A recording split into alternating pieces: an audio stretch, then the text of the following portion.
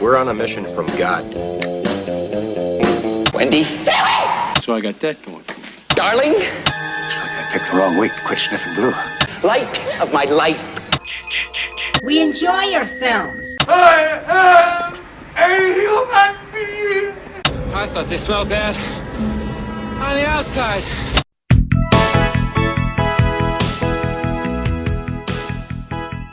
Welcome to Vintage Video, where we're rewatching the 80s so you don't have to. We'll be reviewing every major film release of the 1980s in real time, overanalyzing what you've seen and spoiling what you haven't. I'm Patrick O'Reilly. I'm Jesse Bayless. And I'm Richard Wells. And today marks the 40th anniversary of the release of The Hunter on August 1st, 1980.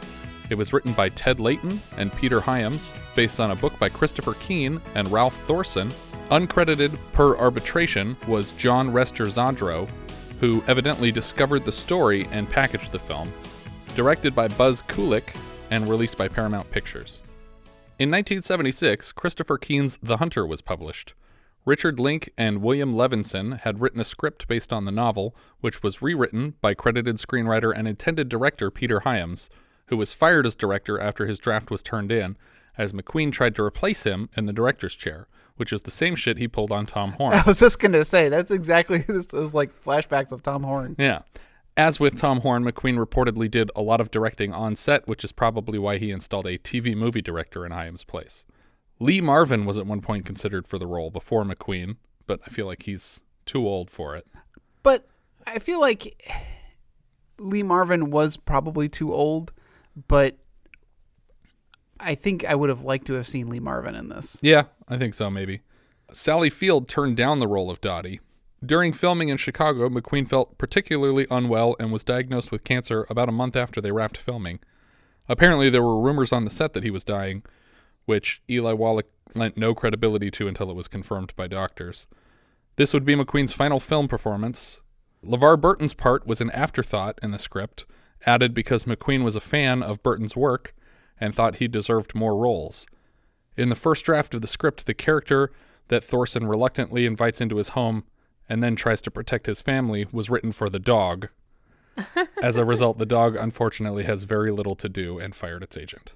I made up part of that. I don't know if you can tell. Which part? You be the judge. Yeah. So good job them, forward thinking in terms of like, let's look at the script. How can we add, more minority, characters and but stuff even like specifically LeVar, he was very impressed by LeVar's work. But it's a little offensive that you replace the dog with him. A little bit, yeah. I'm curious what his previous work was that he was a fan of, because when I looked, he really didn't have very many roles aside from some TV stuff. I would guess Roots.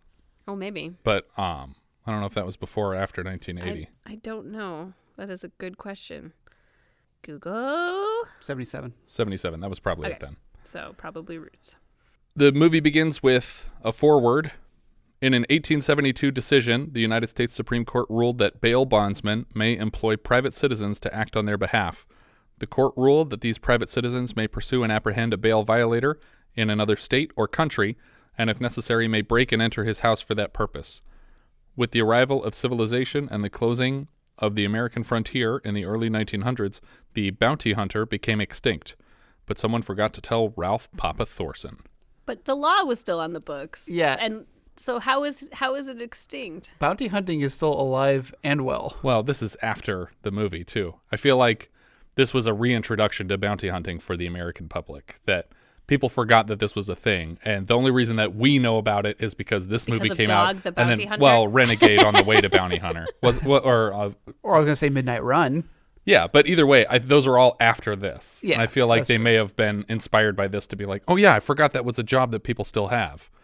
But that last bit about the frontier is the most interesting because it seems to be a near direct reference to the character McQueen played earlier this year, Tom Horn, who was essentially a bounty hunter that was put out of business and to death by the arrival of civilization.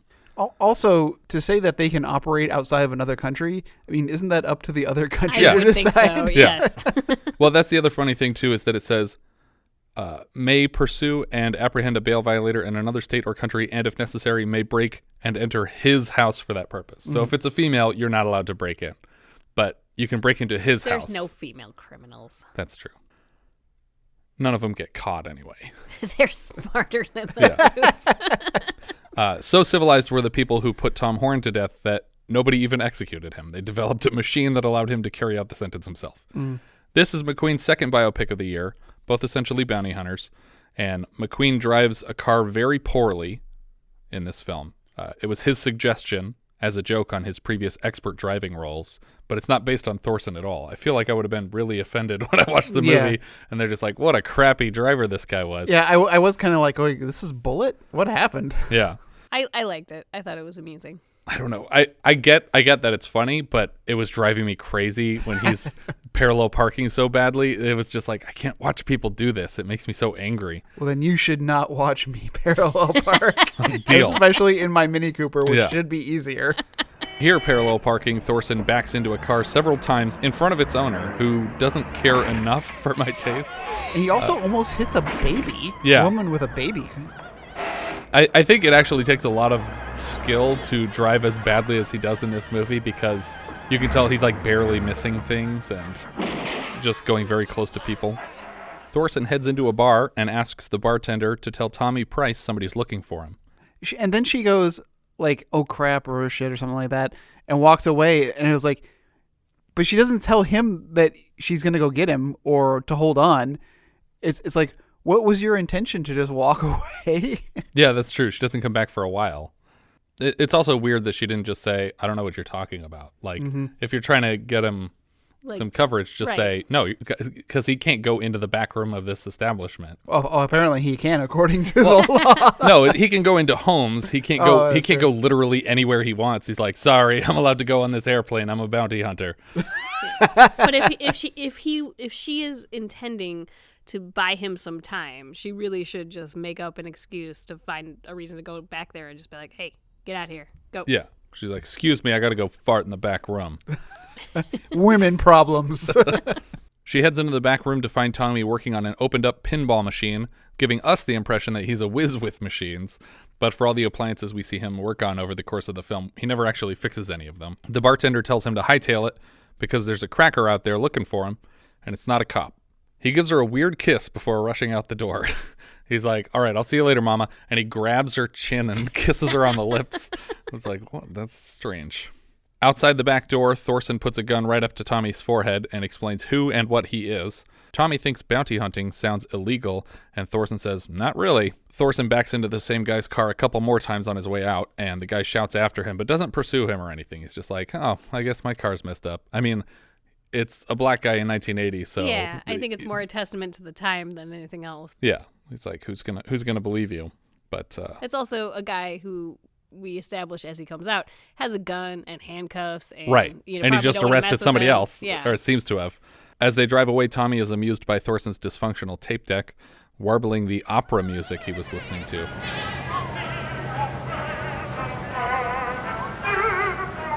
He accuses Thorson of kidnapping him, and then Thorson presents him with a card with a printing of the 1872 Supreme Court decision on it. It's something he likely has to do often.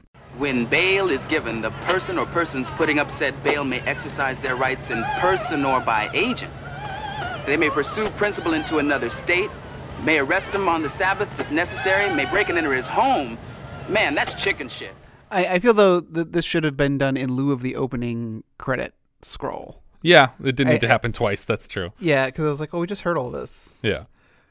Tommy offers to fix the tape deck, and we cut to a gas station where Tommy's just draped in the unspooled tape as Thorson is filling the tank. I think that's what he's doing. I thought he was putting water in the radiator. Maybe that's what he's doing. Yeah, he was.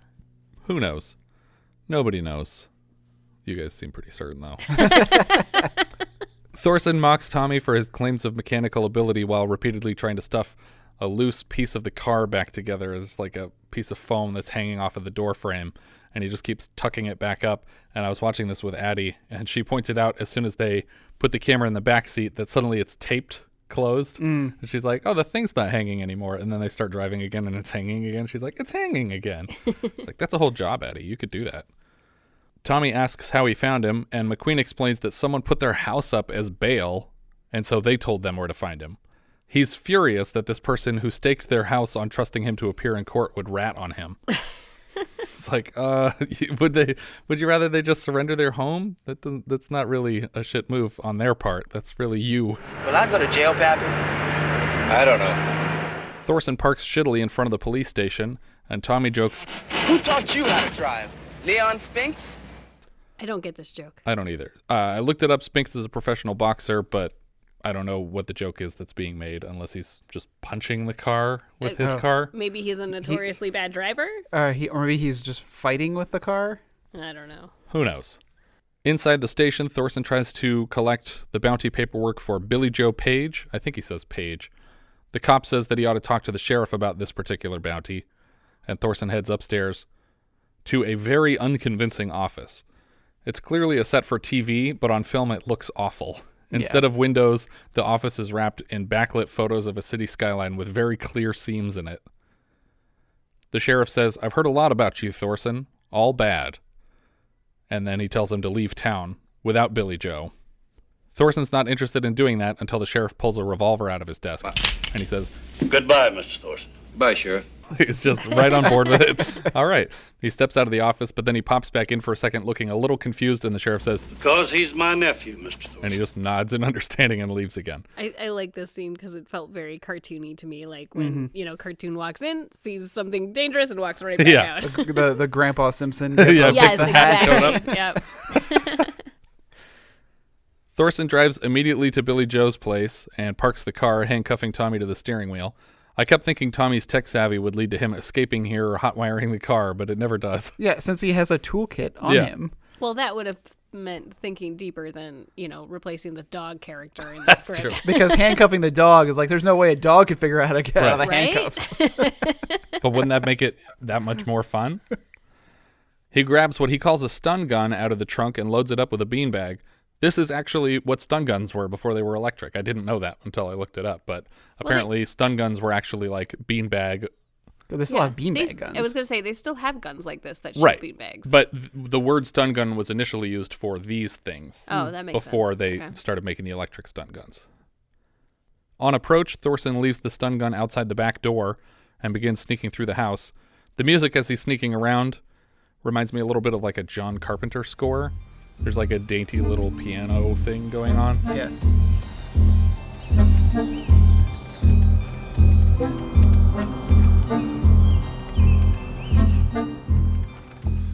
He does this weird move where he dives to the floor and starts playing with the electric train. I was like, this is kind of weird. But then later on, I guess that kind of makes sense why he did that. Because I he's obsessed with old toys. Yeah, I forgot about that until just now. And I'm like, okay, finally that makes sense. Because when it was happening, I'm like, why is he doing this? He's probably trying to get like the model or something of Yeah. it. Like, he's like, oh, this is pretty cool. Potentially going to take this while I leave.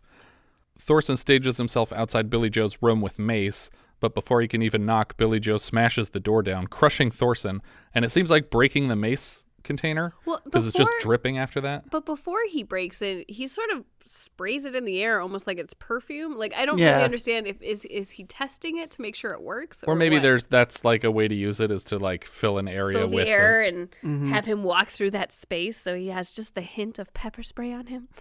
Just a hint. Put a little bit behind the ears. That'd be a good way to show that someone's like a badass is they use like pepper spray as banaka. They're just like, all good. He tosses Thorson around the room, demolishing the entire kitchen, while Thorson scrambles to fight back with a knee to the balls or a full bowl of flour to the face until Billie Joe tosses him through the back door that he entered through. Meanwhile, I keep wanting to say Billy Joel. Billie Joe's girlfriend is cheering him on. Yeah, she just came out with like a blanket wrapped around her. And she's except she looks like she's 5 years old. I was really concerned about this. But she's also enjoying this fight because the house is just getting destroyed. And she's like, great, I hated having a kitchen. Yeah, there's some weird features to this fight. Yeah. Like a bowl of flour that's just sitting there on the table that gets used as a weapon. Yeah, they were going to do something with it later, maybe. Who knows? I don't know why there's a bowl of flour sitting out. But now on the ground, Thorson crawls to this stun gun, and when Billie Joe appears in the doorway, Thorson nails him right in the ribs with a little red macaroon. That's what it looks like. It's a beanbag, apparently. He's knocked out, and his girlfriend, dressed in only a blanket, tries to wake him. Hey, that ain't fair. You pudhead. Billie Joe! Billie Joe! Wake up, Billie Joe! Wake up! Billie Joe! Wake up! The sheriff is getting his hair cut in his office when Thorson calls him back to announce that he is leaving town. The sheriff says that's a smart move, And then Thorson adds, except one thing, I'm taking your nephew with me. I do kind of like that the sheriff accepts what happened here. Well, it's just like, you done a good job. Well, this is the first of what I thought the plot of this movie was going to be about. Yeah, the sheriff trying to get like revenge on him somehow. Yeah, and I was like, why the hell would you call him? This is going to be the terrible setup for the plot of this movie, is that he's going to be pursued by this sheriff all the way. It's going to be Midnight Run, but instead of, all these other people after him, it's just going to be this crooked sheriff. Yeah, it would have made more sense if it was someone from the station calling to say, hey, we're processing your nephew right now. But he says, you've done a good job. You was doing your duty, and I was protecting my kin. Though he does tack on a little threat at the end, inviting Thorson to come see him the next time he's in town. And Thorson's like, yeah, I'll do that. I'll be right by. And then he exits the movie, never to be seen again. Yeah. Thorson, by the way, is making this call on a payphone that he just pulled the car up to, and he can barely reach it from the driver's seat. So he's like almost falling out of the car to hang it up.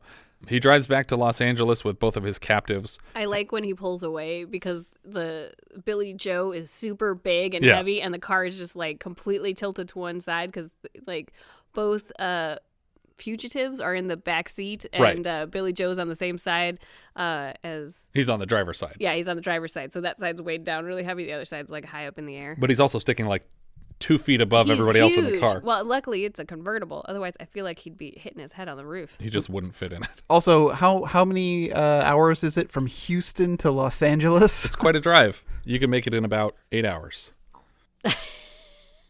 I don't think we made it back from Arizona in 8 hours. That's true. As he fills out paperwork to collect his bounties, Thorson is approached by a cop, impressed by his catch, who invites him to try a more respectable job, which is essentially the same conversation he had earlier this year in Tom Horn when the local lawman offers him the protection of working for the law proper. But again, he doesn't want to have a boss. He likes the way his life works. Tommy's clearly shaken by his impending courtroom appearance, and Thorson slips him a piece of paper with his info and says, tell the judge that you have a job with me when you get out. At first, what I thought he meant by this was when you get out of prison. Yeah, that's what I think he meant. That is what he meant. No, but I mean like he's going to be going away to prison for like years. Yeah, I think he was saying tell the judge that, and then when he gets back to his house and the kid's there, he says, oh, the judge just let me go because you said that. Oh, okay. Yeah. Back on his own home street, a couple of cars full of Mexicans are honking and shouting greetings to Papa. He seems like he's a neighborhood favorite, though a man across the street in a VW bus seems less fond of him. Thorson's living room is overflowing with people. The crowd playing poker around his dinner table invite him to join, and he says, better not. He heads back into his bedroom to find his girlfriend? Wife? I think she's a girlfriend.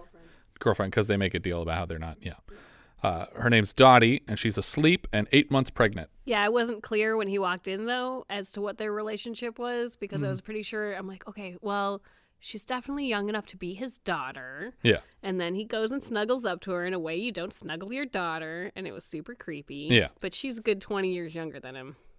He surprises her with an original Buck Rogers Rocket Patrol toy, and she does not appreciate it enough. I was like, is that a rocket in your pocket, or are you just happy to see me? Oh, it's a rocket. When I was watching it with Addie, she was like, why didn't she like the toy? That was a pretty cool toy. Apparently, this is all like Steve McQueen's actual toys. Like the toy collection in the movie is actually his collection. So it's another thing that he was like, hey, why don't we do this thing that Thorson didn't do?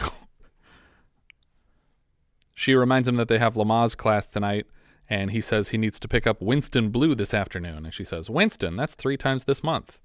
Winston's place is surrounded by police trying to clear the area. For whatever reason, they've determined that he's a dangerous criminal and likely armed. Thorson steals the police megaphone for a moment and shouts up, Hey, Winston, it's Papa. They make it seem like these criminals just love surrendering to Papa. Probably because he treats them better than the cops do, but it's clearly an affectionate nickname.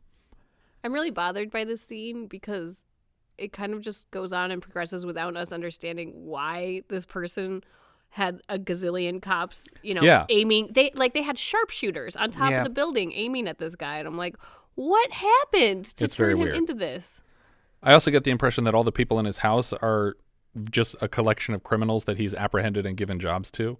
Is that what that is? I think was super so. confused. I thought they were roommates at first. Like that, like the implication was that he's so poor from this is his job that he has to live with like 8 other guys and his pregnant girlfriend. No, I think it's that these are all people that were down on their luck and he offered them a place to stay and work to do. Someone comes to the balcony outside Winston's room and says, Don't make such a fuss, for heaven's sake. He's dressing. And the crowd gets a real kick out of this. Winston eventually comes out in like a full pimp outfit, and the whole team of cops have guns trained on him. It's actually really nerve-wracking. Yeah, I was like, any minute now, he's going to make the wrong move. Right? Yeah, but he's not taking it very seriously, and he, for some reason, doesn't expect any itchy trigger fingers, even though this is the LAPD. The cops cuff him, and Thorson heads back to the bail bondsman's office, where he gets all of his jobs from. An Italian couple are speaking with Thorson's contact, Ritchie Blumenthal, about their son Anthony, who's on the lam. He reminds them that their son is running out of time to turn himself in, and if he doesn't, that the restaurant that the Bernardos have put as collateral will become Ritchie's property. He says he already has 2 restaurants and he doesn't want another one. I'm assuming he could just sell it, though, if he wanted to, but probably not for as much as it's actually worth. $100,000 for it, yeah. Blumenthal recommends that they contract a bounty hunter, specifically Thorson, to retrieve their son and get him to court. Ritchie and Thorson head out for lunch, where Thorson reminds him, "You owe me $800 for Price and $1,000 for Billie Joe." Ritchie tries to make a baby gift of the Bernardo kid, but Thorson is looking at the Branch brothers. That's who he wants to bring in. He says, "Oh, my dog could give me the Branch brothers." But he wins this argument, and Thorson gets a call in the restaurant from someone named Mason threatening to kill him. After the phone call ends, we see Mason hanging up the phone across the restaurant, so he's here watching him now. Yeah, so again, is the plot of this movie going to be the crooked sheriff who wants revenge? Is it going to be going after the Branch brothers or this Bernardo guy, or is it going to be this Mason guy? What's the plot of this movie going to be? Yeah, and there's another thread that's dropped here too, where Ritchie says something like, "Hey, so what's up with that cop guy?" Because like the cop that he spoke to earlier that said, "Oh, you should get a respectable job," was here in the restaurant like hassling him. Yeah, he's like, "Have you heard anything about that cop?" "I don't know. I just hear some things." And he's like, "Yeah, I don't know what you're talking about." Is that the cop that we come back to later? Yes. Okay. At home, Thorson is in crosshairs as he exits his car. Inside the house, Tommy lives here now and has helpfully disassembled the television because the picture was no good. The picture was perfect. "No, see, the color was off. I'm fixing it." He asks one of his other live-in criminals who Mason might be, and after a few guesses, he gets to Rocco Mason, who apparently spent some time in an asylum. They had to submerge him in Thorazine. That's how the guy describes his treatment. In his bedroom, he tells Dotty that he's leaving town, but he'll still go to Lama's class with her, but she'll have to drop him off at the airport afterward. Also, here's a gun. Yeah, he tells her about this weird call and hands her a noisy cricket and asks if she remembers how to use it. But it's funny because he's like, "You remember how to shoot this, right?" And she's like, Yeah. This woman is handling being 8 months pregnant with a house full of strangers, an absentee boyfriend, a full-time job, and routine death threats like a champ. On the way to Lama's, Thorson criticizes her driving and she shuts it down right away. Inside, Thorson makes it clear that he's not interested in participating, but the woman running the Lama's class kind of forces him into it against his will. He tries to like blame his bad back, and she's like, "Oh, I know, but it's so great what you're doing for her," and just like brings him down to the ground like, "Now just put your hands here." It's just like he was clearly trying to. Your back hurts? Yeah. Thorson lands the next day in Nebraska, where he's handed the keys to a black Trans Am with only 78 miles on it. He's trying to ask her for an older car as she walks away. I like my note here because I was like, he's given a transom. What the hell is a transom? I was like, oh, it's Trans Am. I just wrote it as one word. Dotty is working in her classroom when a whispering voice outside the door makes death threat riddles. Violets are blue. Roses are red. There's no school today. Whoever you are, you're a jerk. Because teachers dead. And she rushes to lock all the doors. Suddenly, Rocco's face fills the window in the door, and he's painted with Native American markings, and his eyes are closed, and he's just screaming into the window. Tell Papa Mason said soon. Real soon.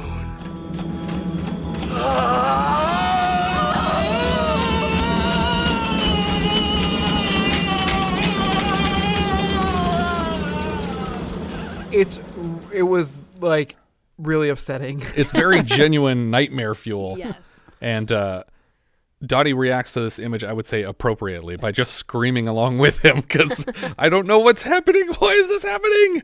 Thorson chats with a cop at the Branch brothers' hometown, and I can't tell what the guy says here, but he says, oh yeah, I know who you're talking about. Those brothers are dumb as shit and meat, is what I think he says. But it's also possible he says, dumb as shit and me. Branch brothers? Sure. Crazy bastards? Dumb as shit and me. I can't tell what he says, but I hope it's the latter, because that makes me laugh harder. He gives Thorson directions to find them, but he refuses to offer any cops to help bring him in. Dotty finishes speaking with the police about the in-person death threat from the maniac her husband warned her about yesterday and thinks it's no big deal. It's probably just a crazy person, she says. The principal offers a substitute for the day, not like the rest of her pregnancy, but just today, and Dotty says, no, don't worry about it, it was nothing. Thorson pulls up to the Branch Brothers farm, and things get weird. He approaches the house as bundles of dynamite with lit fuses are just being tossed into the lawn around him. He evades them a few times before the Branch Brothers blow past him into their own cornfield with his rental car. He pursues them with the only vehicle left, their combine harvester. This leads to a longer than necessary low-speed chase between the car and combine. Unclear why these guys are so cool with destroying their own cornfield, but it seems like some pretty neat stunt driving as the two vehicles circle blindly through the crops, narrowly missing each other repeatedly. It's a pretty cool overhead shot, so Yeah. you just get to see, and the car that they're driving is black, and so it really kind of blends in. So you kind of just see this. You just see the corn line folding over in this line as the combine comes around and follows that line of folded corn. The brothers even try to toss dynamite into their own combine before blasting out of the field onto the road. One of the brothers drops more dynamite in the road, and they think they're home free until the combine appears ahead of them and they slam it into reverse, eventually backing over their own dynamite and blasting the Trans Am to pieces.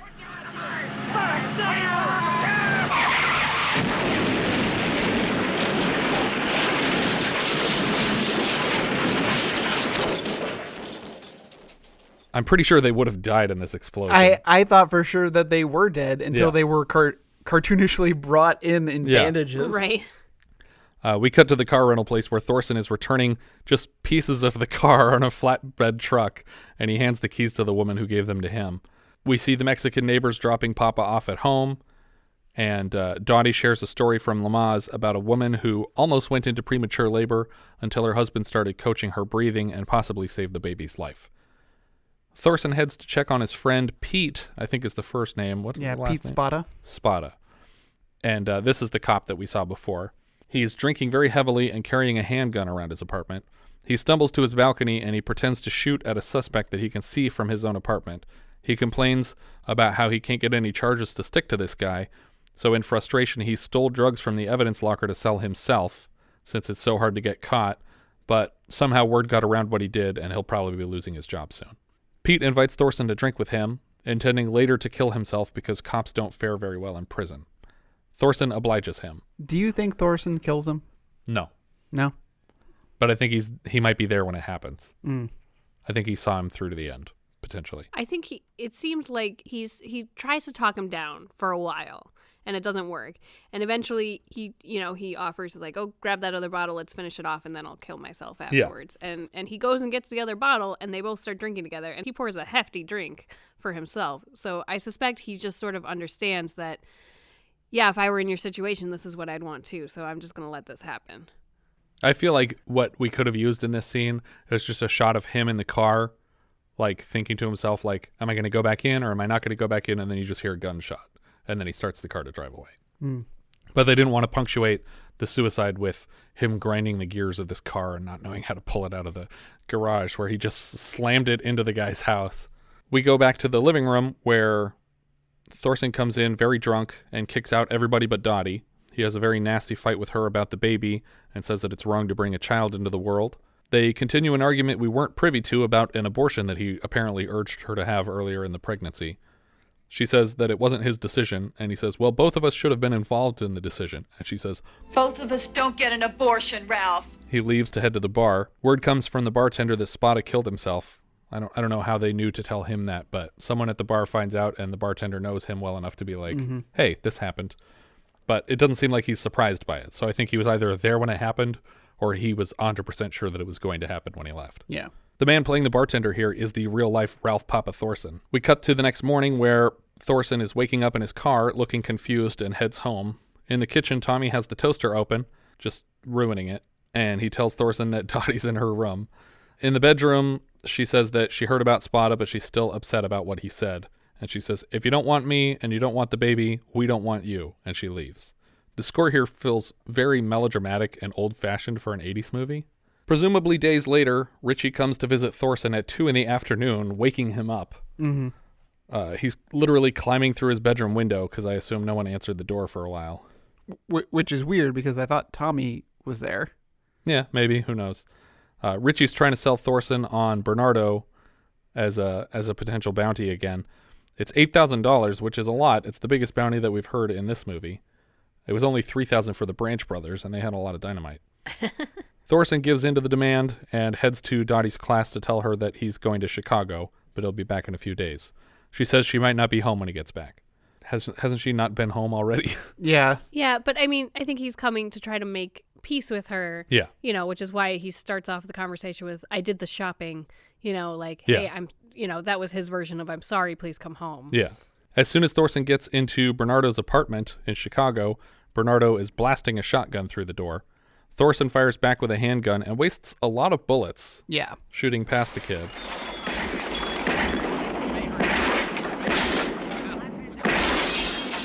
It didn't seem necessary because he's clearly not trying to hit him. He needs to collect this kid. Bernardo gets up on the roof and they chase from building to building for a bit. Bernardo climbs down to the street and runs under the train to a barbed wire fence. And then he just turns off into the city. He crashes into an old woman and is nearly hit by a couple of cars trying to lose Thorson before slipping onto a train just as it leaves the station. But then he notices that Thorson also made it to the train, and so he grabs a nearby kid and puts a gun to her head before turning to frantically shoot another passenger in the heart and for sure kill this person. So he's already murdered one person on this train, and then he fires 4 more shots like down train through windows, which would clearly have hit other people because it's a very crowded train. Yeah, the collateral damage that happens in this movie is pretty incredible. Like, I can't believe that Thorson gets away with all of this stuff scot-free. Like, how does he not get arrested for the consequences of his actions? Yeah, because this is the scene where the cop gets back to the station and he's getting chewed out by the chief for screwing up and, blowing up a whole square block or whatever. Yeah. But for some reason, Thorson doesn't have to deal with any of that. He's not police. Yeah. And the other guy was the one doing the shooting, mostly. Yeah.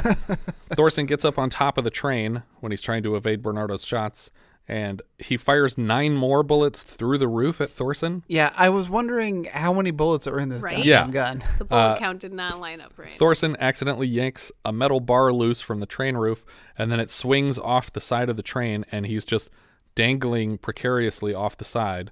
I guess this train was actually moving at about 40 miles per hour when they had... I think it was a stunt guy that was doing it, but that's still crazy that they let someone hang off the L train. Yeah. That's crazy. Bernardo sees him out the window and fires a 14th shot at him without having reloaded.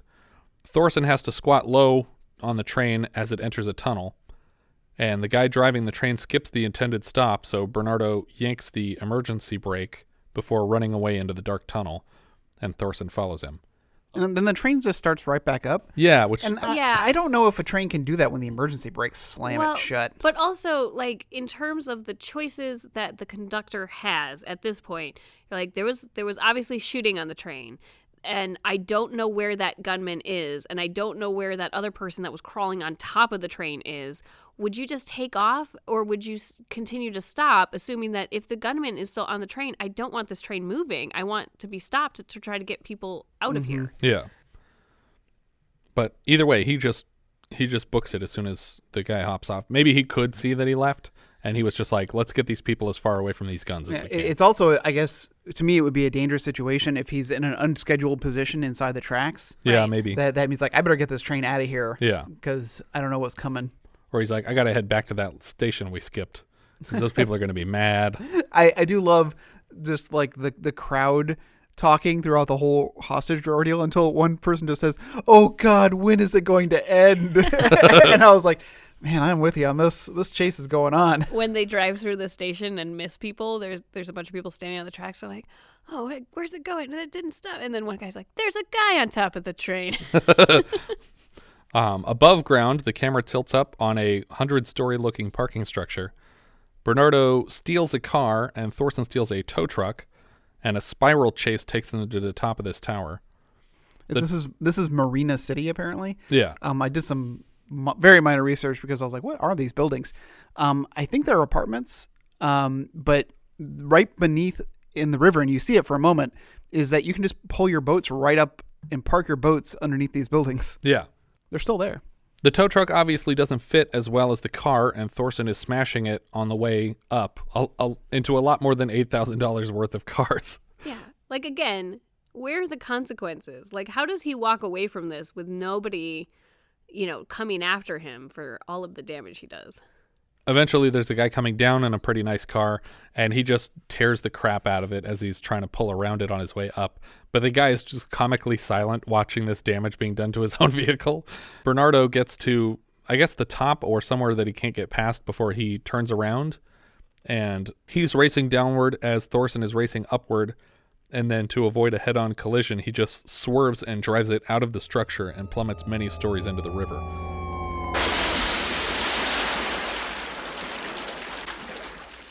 I guarantee they didn't retrieve this car either. It lives underwater with Herbie now. Thorson gets home to find Tommy beat to shit in the kitchen and bleeding all over everything. So did he die? Tommy? No, the Bernardo. Oh, for sure. Because the dynamite guys survived.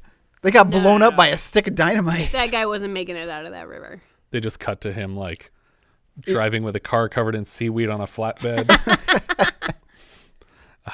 Tommy says that Rocco took Dotty and that he said something about school.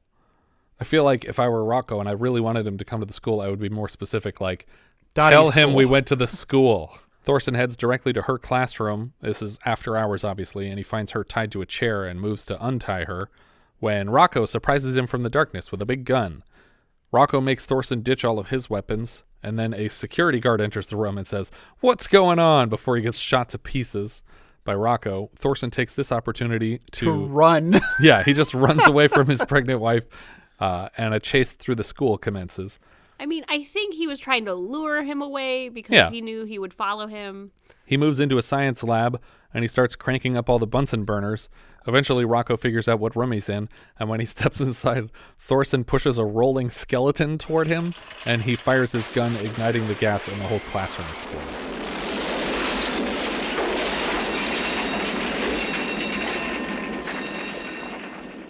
It's not 100% clear that he died in this explosion, but we don't see him again, so he must have. Yeah, I still would have put a little bit more urgency in the let's get the frick out of here because that guy is going to come out and he's going to be a flaming man with a machine gun shooting at us. So let's get out of here. It's interesting, though, that we don't go any further in depth into this guy's motivation or backstory. Oh, yeah. It's just, no, he blew up. He was crazy and he blew up. That's the story. Thorson rushes down to Dotty, and her water has broken, so he gets her to the car to rush her to the hospital. She thinks it's time to start pushing, but he remembers her story from Lamaze and tries to encourage her to blow instead and relax. And she says, "Oh, it's coming." No! He gets to the hospital and rushes inside for assistance. Once he's conveyed the message that she's giving birth in the car, he collapses in the hospital lobby. By the time he comes to, the doctors are seeing to Dotty, and the baby is already born by the time he gets to the car. The doctors just take it away from Dotty when they find out he's the father and hand him the kid without asking her or anything. The baby sneezes and he says, "God bless you." And that's the end of the film. Christopher Kane's novel was followed by a 2000 sequel called The Huntress that focuses on Dotty and his daughter taking over the business of bounty hunting in the wake of Papa's 1991 death by car bomb. So this character actually died on the job 11 years after this movie came out. It was adapted into a USA series starring Annette O'Toole and Jordana Spiro as the widow and daughter of Thorson. Oh, I love Annette O'Toole. And I like Jordana Spiro. The show also features Chris Pratt as a regular character named Nick Owens, but I have no idea what his relation to The rest of the cast What year was this? Because he must 2000. be a kid. Oh, I guess maybe not. Our director here was Buzz Kulik. This was his last feature, though he is an uncredited director on next year's The Pursuit of D.B. Cooper. He previously directed Brian's Song and a lot of TV movies, and a couple Twilight Zones also. Writer Ted Leighton, this was his only feature script, and he had a handful of TV episodes. Writer Peter Hyams directed 2010, Outland, Time Cop, End of Days. He wrote 2010 and Outland. Yeah. And he also wrote and directed The Star Chamber and Capricorn 1, which is one of my favorites. It's like he's hitting all the space movies. Yeah, a lot of stuff. The novel was Christopher Keane, and his other notable credit was for The Huntress. Steve McQueen was Papa Thorson here. We had him as Tom Horn earlier this year, and he's in The Great Escape, Papillon, Bullet, The Getaway. He was in The Magnificent Seven 20 years earlier. Eli Wallach was Ritchie Blumenthal. He was also in The Magnificent Seven 20 years earlier. He's also Tuco from The Good, the Bad, and the Ugly. Mm-hmm. He plays Don Altobello in Godfather Part 3, and he was Cotton Weinberger in The Two Jakes. Kathryn Harrold was Dotty. She plays Monique in Raw Deal. She plays Mary Harvard in Modern Romance. Francine Sanders, ex-wife of Larry Sanders on The Larry Sanders Show, and Hannah in The Pursuit of D.B. Cooper, potentially ghost-directed by our director here. LeVar Burton was Tommy Price. He was Kunta Kinte on Roots. He was Geordie LaForge on Star Trek The Next Generation and a bunch of other Star Treks, including hopefully Picard soon.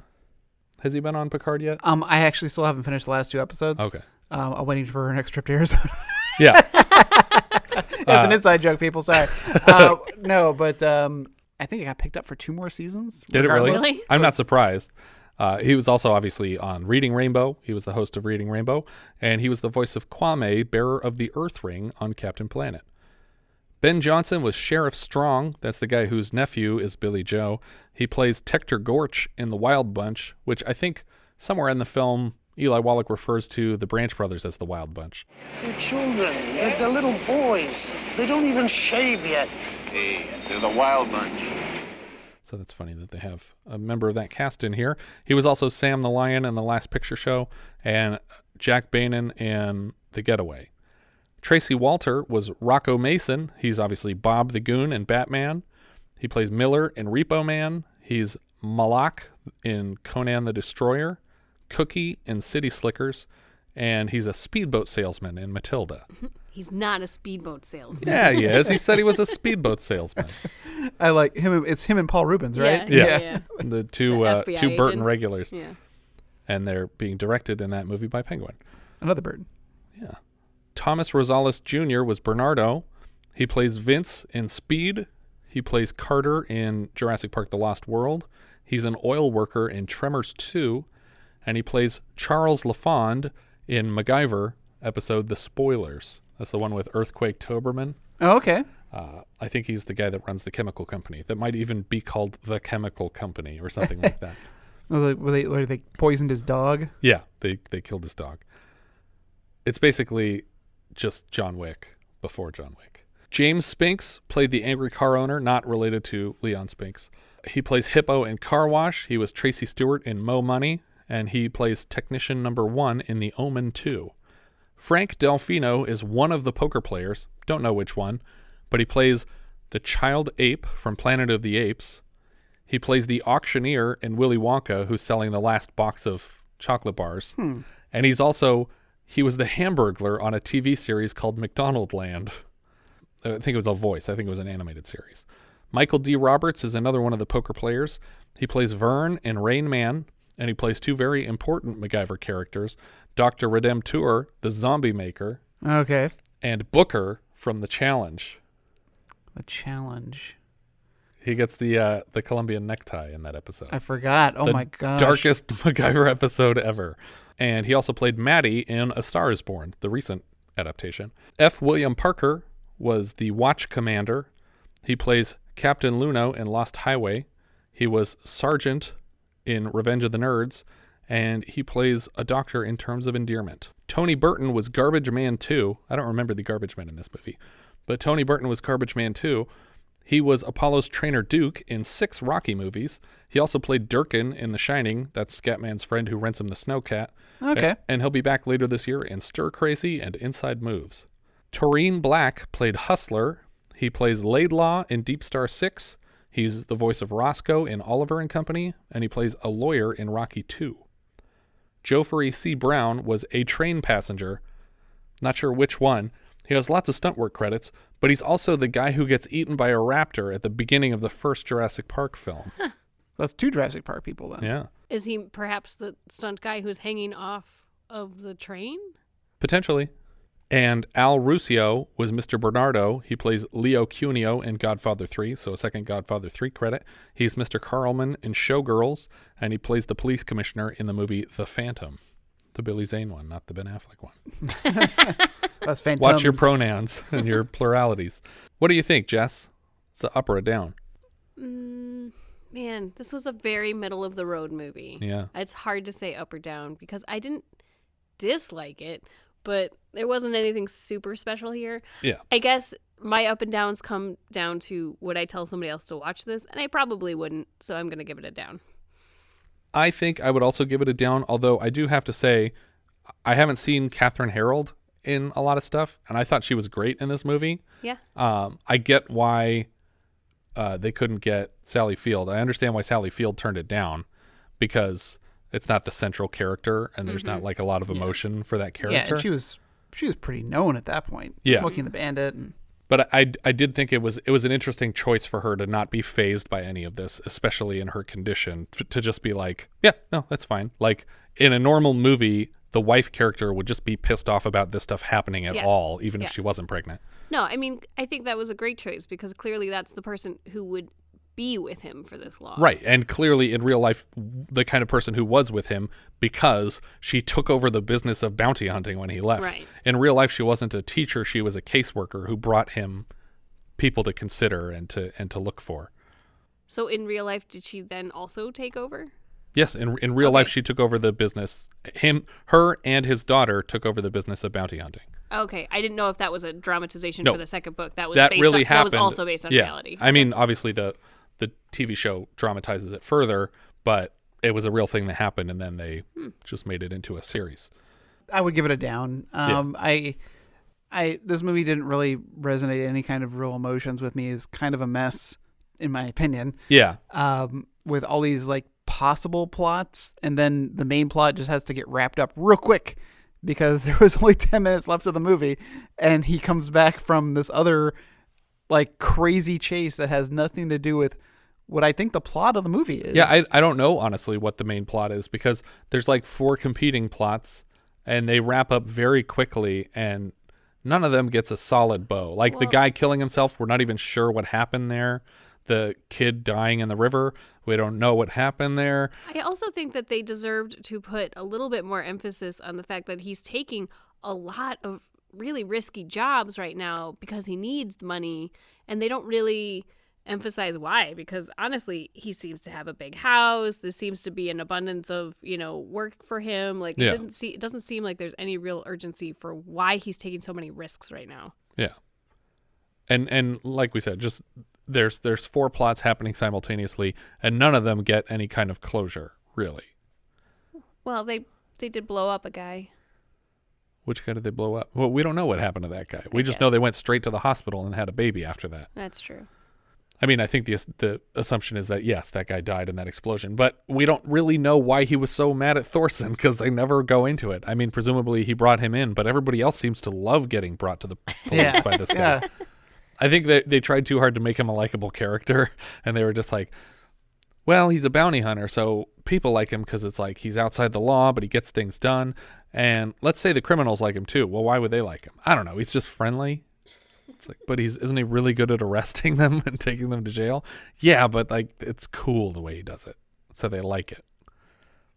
I feel like they wouldn't like him so much. Yeah. I think this is a sad note to go out on, and it's also retreading so much of what he did in Tom Horn, which I think is, although it has its own flaws, a superior movie. I agree. Letterboxd, where's this going, Richard? I have this pretty low. I have this beneath Rough Cut and just above Little Dragons. Oof. Oh, gosh. So this puts it as number 65. That's low. Little Dragons.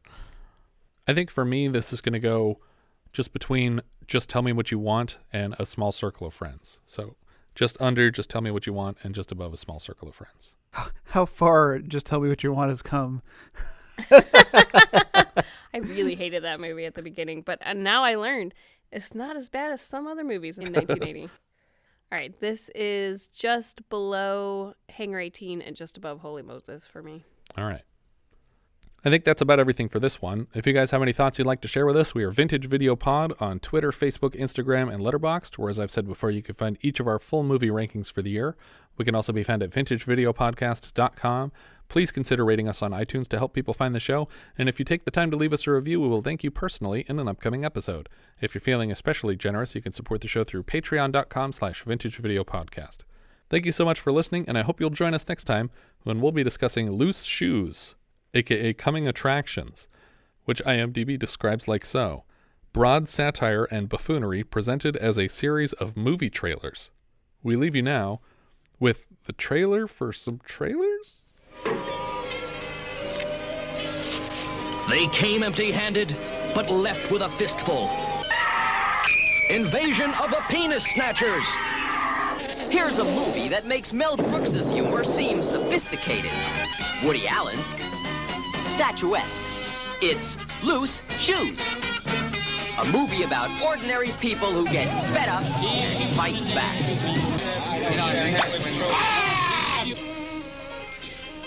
With Bill Murray. What the hell is this crap? You call this quiche? It's slop! And this bouillabaisse is nothing but tripe! That's right. Yeah! Who made this chocolate mousse? You gotta use real cream, or you don't make it at all, you know what I mean? WKRP's Howard Hesseman. Yeah. All these guys came back to tell their stories. Buddy Hackett. The Society to Oppress and Prevent Involuntary Tinkling. J.P. Morgan. The kid won't stop kissing. Avery Schreiber. My pits is killing me. And a few surprise guests. Based on a joke told by Earl Butz. Tight pussy, loose shoes, and a warm place to shit. Tight pussy, loose shoes, and a warm place to shit. Tight pussy, loose shoes, and a warm place to shit. That's it. That's it. Bring your friends or come alone. Anything. But don't miss Loose Shoes. You'll say, Big hit. Good shit. Fuck off, folks.